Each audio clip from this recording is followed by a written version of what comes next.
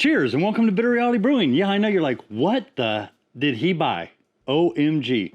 Well, last year I bought pretty much nothing and tried to cut all my costs, and anything I was subscribing to, I tried to reduce to a degree where I could save a lot of money. Just so I was hoping this year would be a good year, and I went a little crazy. So, hey, don't forget, like, subscribe, and the majority of this stuff is for the videos. About 99.9, if not 100%, is for the videos, minus some replacement parts. But yeah, so what did I buy? Let's go into that. So I moved all the boxes so you can see, and now I can go through everything. So first, before we jump into the big stuff, the majority of this too is for, like I said, it's for the channel. I mean, there were so many things that I got that I did not need, but I did it really for viewers who I felt weren't relating to the channel as much. So I bought equipment they're using. That's right, I bought equipment they're using, and we'll do some videos on that, of course. Of course, that's why I bought it. Okay, so we'll go over the basics. First, yeah, you heard that. Bought plenty of the liquid and gas, Kegland, Duo-Tight disconnects. Yeah, bought like a handful of those, like I think 4 of each, just to get them. I got a few little things too that I needed, accessories, like these for the oxy bar. I just want to have a couple spares. I like to have spare things. This is for one of the disconnects, some spares. Also, yeah, I got lots of little things, and I'm gonna knock them out and we'll go to the big stuff. So for the Ferrari / bottling tree, I got 2 of them. Really not worried about it, but More Beer sent me the 2 different kinds. One, which I needed, and then the other one, which was the same model, same SKU or whatever you want to call it. It's a really tiny, skinny one. So they've never done that before, so I'll let them know, but I'm really zero worried about that. Got some yeast. Yes, I know a lot of you have seen this one. Pomona, it's a hybrid IPA. Don't even remember what that means. I've read about it but forgot. Got some Philly Sour and got some BRY West Coast. Like to have a good West Coast yeast nearby just in case I don't get any kind of liquid. I like the White Labs liquid, but I don't always have time to get that ordered and get it here safely. Well, let's get 2 of the big boxes out, okay? So I'm gonna set this down here. Okay, you saw this, I got just before the holidays. I should have waited, although I've used all 3 at one time.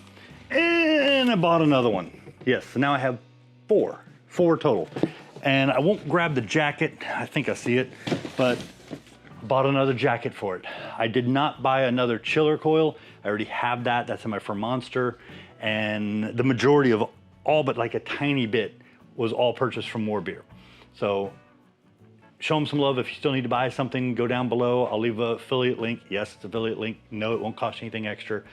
But yeah, Key from Kegland, he's loving me right now, and any other customers like what I did. So red and white, I didn't have, or I'm almost out of these colors for bottling. And why did I need something for bottling? Well, I have it here somewhere. Oh, hey, yeah, because my old counter pressure, which looks just like the NukaTap counter pressure, been having some issues. I replaced a spring, I replaced an O-ring, it's just being a pain in the butt, and I finally had to rip the disconnect piece off. I threw it away, I was so mad. So yeah, this thing comes with a crap load of accessories. I peeked, I didn't actually take it out yet. As you can see, it's still in the bag, but I mean, the accessories are insane, and I remember having to buy a lot of this stuff extra for the other, yeah, tap cooler, bottle filler, which, yeah, it all came included, which was just awesome. So I'll be replacing my tap cooler with a NukaTap counter pressure bottle filler and getting some bottles filled. I got a few more I got to fill because, yeah, the other one was just falling apart for some reason. It was very frustrating, as you can probably hear in my voice. Now, before we get into the giant stuff, I bought some stuff for testing. Yeah, that's right, testing. I got this Abstract Mosaic hop extract. Looking to try that. Don't know where I'm going to use it yet. Then I have these grapefruit crystals, which are supposed to be all natural. It seems like there's like 0.01 of something in there, or whatever it is. The FDA doesn't seem to care, or it's however they create this. That was a little concern. It does bother me a little bit, but other than that, it's just supposedly dried grapefruit. And then we have over here from Abstracts, this is terpenes, which from my understanding are extracts too from plants and other stuff, including grapefruit. But it's supposed to be all natural. And this also has grapefruit. I'm not sure if I want to use these separately or if I want to compare them. I love comparing, you know I do. So, get that out of the way. Thing you're not even seeing is I got another Osmo Pocket 3, which I thought about getting when I saw it on sale. I didn't buy it on sale, and then mine broke. Yeah, mine broke. So I got another one that we just turned on, just registered, and that's what I'm recording this on right now. Then we turn around and we got a mini 360 core. Yeah, nice little regulator. Been dying to get one of these. It's been on sale a couple times for a lot less than what I ended up getting it for, but I was very happy to get it, so I got it. Just got it out of the way while it was on sale. I hate spending more than I have to. And I think the last thing before we get into the really big stuff is, of course, temp controller. I didn't see the real purpose of this initially because I didn't deep dive into it compared to something like an Inkbird. But then I started reading, and I guess you can like program it to do all kinds of stuff like the Igulus do on 1 gallon, but you could do this for any batch. You could even use this for certain types of brewing. I don't know how much on the amperage, I forgot that it can handle, but on 110, I think it's fine to do all kinds of crazy stuff. But I'll be looking at using this for some fermentations and doing some stuff. So that's very cool. Very happy to add that to the arsenal of things to test, AKA guinea pig, whatever you want to call it. Now, into the big stuff, or the elephant in the room that you may have seen over on this side. Hint, hint. Yeah. And I like most of the notes on the back here.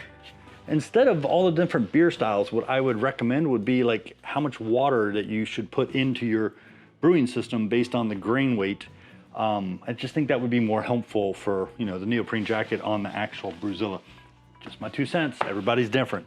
But yeah, let's slide this bad boy over here. Let's get some of this stuff out of the way. Yes, yeah.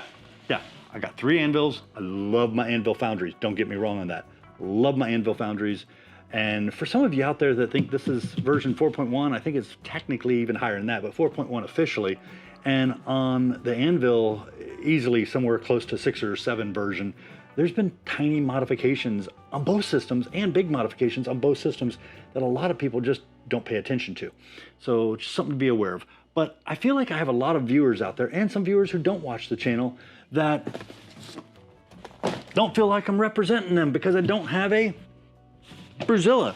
So let's see if I can give you a better picture of this thing. There you go. BrewZilla Gen 4. Yeah, 0.1. So I got the BrewZilla Gen 4, 4.1 to learn more about it. So I understand what you're dealing with, good, bad, and different.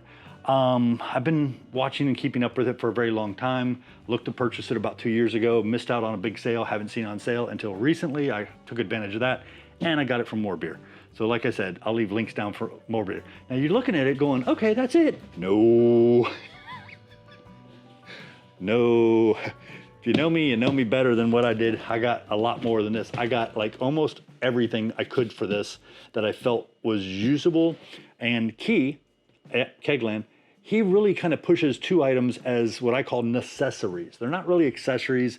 They don't include it. I think the problem with them not including it is it would raise the price point, and then because it's competing with the anvil, it would not be as competitive because of price. But they're really necessaries. They're things that he has really said that you really kind of need if you're going to be buying a BrewZilla. So the first one is, you just saw it, the neoprene jacket, which I'm told is more required for the 110, but definitely highly recommended even for the 220, 240, however you want to call it, interchangeable.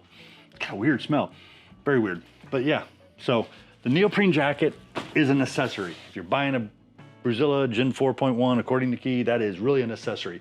There is one other item in here, which I haven't even taken these out of the box yet, okay? And this would be the heat exchanger.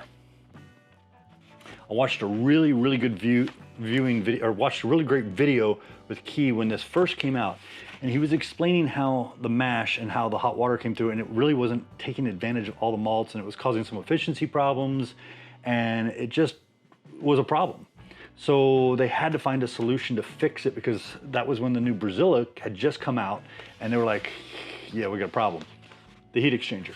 It is a type of metal. I guess I could open it and show it to you. Nah, we're gonna leave it in the box. Yeah, I don't see my razor blade. We're gonna leave it in the box. But we got a video on that anyways. So this will be the heat exchanger. And what it does is when the hot wort goes through the grain, it forces it to go through the sides and everywhere in the bottom, and then come down and underneath it, and then go through the actual drain hole. So that's a necessary, that's a necessary. I have a questionable necessary. I've heard Key highly recommend it. I've also heard people kind of say you really need it. And then I've had other people say you don't, but they haven't been able to prove that you really don't. So I got this too, and I felt it was kind of on the expensive side, but I get it because of the liquid it's got to go in. But Bluetooth, temperature, and it works in parallel kind of, but it works with the mash temp probe that's on the bottom of the BrewZilla. This goes into the top of the mash, goes in, and helps you to try to figure out the differences, and it takes some fine tuning. I've definitely read that. Gavin over in Australia on Homebrew Network, he's mentioned it multiple times. He's mentioned, you know, even calling support and saying turning off the PID part, but using them both and setting a very basic differential between the two. So we're gonna be playing with that. Then, of course, didn't really need this, but I got the Whirlpool arm because I'm getting old and I got tired of sitting there doing this or, you know, drill. So I got the Whirlpool arm. That one I think I can pop out and show you. Don't need a razor blade. Okay, I say that, and I can't get out of the box. What the heck? Okay, there we go. Oh, it's a little neoprene thing for touching it so you don't burn yourself. Yeah, that's why it was hard. But yeah. I'm looking for a part that I don't see, and I know I have another item that I bought. Okay, I got the CIP cleaner.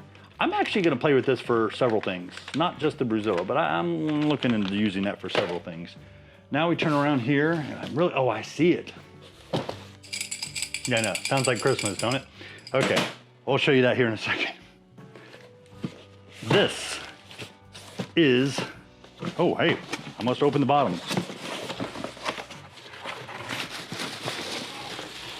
Yeah, it's the extension. It's that piece you can put on top and make your BrewZilla taller so it can hold more wort or more water. Well, kind of useless without a few more things. So what else did I get? I got the recirculation extension arm so I can recirculate through it. And you know it. I got the taller grain basket too. So we can do some very large brews. We can do some larger split batch brews. This is an advantage over the Anvil Foundry because this is something that is really unique to the BrewZilla. So this is really cool. We're gonna play around with that. Hopefully I don't have any leaks or anything. That's the only thing that terrifies me, but I think it'll be fine. But yeah, so that is the grain basket. We'll take that out later.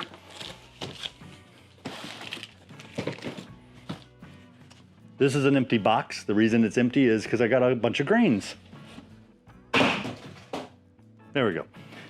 And we're gonna open this because I think you're gonna like this. This is, what do they call that? You know, Brew, P-O-R-N. Yeah, that's what they call this. And it doesn't really mean that, it just means it's pretty. And no, I'm not gonna do a distillation. That probably wasn't good. I see an accessory piece down there. Okay. Probably was the glass, but luckily it's packed really well. Yeah. I got it so I can actually use a steam condenser, and I can even look in here or add things this way if I need it to in the mash.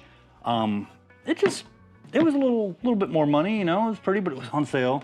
And yeah, if I'm gonna do it, I'm gonna do it right. So yeah, that's gonna be fun. And this is probably the glass, so I don't wanna break it. We'll set that down here out of the way. And then the last thing I bought, because if you were watching the sale, each day there was something different. And then they changed it around a little bit. And then on Cyber Monday, they did a big 10%, if I remember right, Cyber Monday, big 10% off like all the grains, and still had a lot of the other sales going on. So I got 20 pounds of German Munich, 6 pounds of Red X malt, already had some. I'm looking to do something with the Red X. Got 5 pounds dark Munich, 5 pounds red wheat, 3 pounds of Victory malt, 2 pounds of Carabills, a pound of Munich malt 60L. I'm trying to get away from some of the crystals. Cara Munich 1, and a pound of acid malt. And why did I buy all that grain? Well, because I could get it from More Beer on sale, and my local homebrew shop no longer exists. Yeah, they shut down in July of this year, which sad, but it happens, and I get it. Not probably the most profitable business when you're in a shop and not everybody's pouring in, or you're not at the best location, but the best locations cost so much that it's just not affordable. But yeah, so I got a ton of stuff. The majority of it is all BrewZilla / Keglin related, and I'm going to be brewing on the Gen 4.1. We're gonna brew with accessories. We're gonna do some modifications on some things that are related to stuff you buy from them. Nothing special that you're gonna have to go out and get an engineering degree. And we're gonna have a lot of fun. So I've got a lot of testing, a lot of cool things planned for 2025, but hey, cheers, I appreciate you. Thank you for the support. It's because of you that I was able to get this stuff for the channel and share stuff and learn. And I'm hoping that a lot of you out there with BrewZillas will share information with me and help me along my way, because hey, this is the first time I'm using a BrewZilla. Expect my efficiencies are gonna be low on the first batch. Cheers, appreciate you.